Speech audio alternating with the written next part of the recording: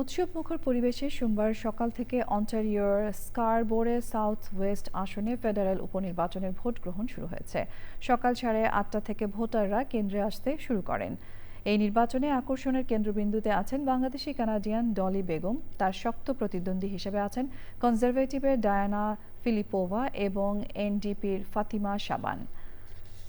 এছাড়াও green party, people's party ও স্বতন্ত্র প্রার্থীরা লড়াইয়ে আছেন। ভোট গ্রহণ শেষ পর্যায়ে। কানাডার টরন্টো থেকে সঞ্জয় চাকি জানাচ্ছেন বিস্তারিত।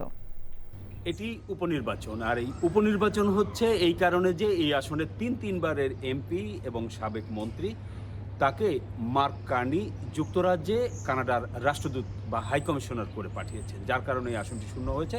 আর সেখানেই উপনির্বাচন জমে উঠেছে এবং আজকে শেষ পর্যায়ের আজকে ভোট গ্রহণ চলছে, আজকে ইলেকশন ডে।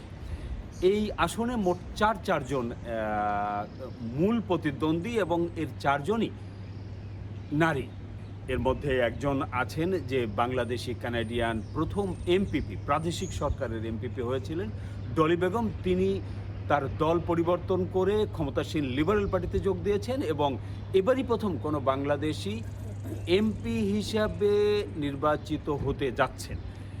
এইরকমই মনে করা হচ্ছে যে সকাল থেকেই এখানে ভোট গ্রহণ শুরু হয়েছে। সারা দিনই মানুষ আসছেন, যাচ্ছেন, ভোট দিচ্ছেন। এখন আসলে শেষ পর্যায়ে ভোট গ্রহণ শেষ পর্যায়ে। তো সারাদিন আসলে ভোট গ্রহণের কি হলো এই বিষয়ে আমরা কথা বলবো। কমিউনিটি লিডার আমার সঙ্গে আছেন আফসানা চৌধুরী। তো কেমন দেখলেন সারাদিন, কেমন ভোট গ্রহণ হয়েছে? থ্যাংক ইউ দাদা। আমাদের ফেডারেল ইলেকশন একজন বাঙালি ক্যান্ডিডেট ডলি বেগম এবার প্রতিদ্বন্দ্বিতা করছেন। তো সেই হিসাবে বাঙালিরা তো খুবই এক্সাইটেড।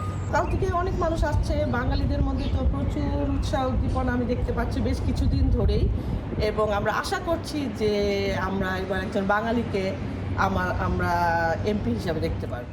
অনেক ধন্যবাদ আফসানা চৌধুরী।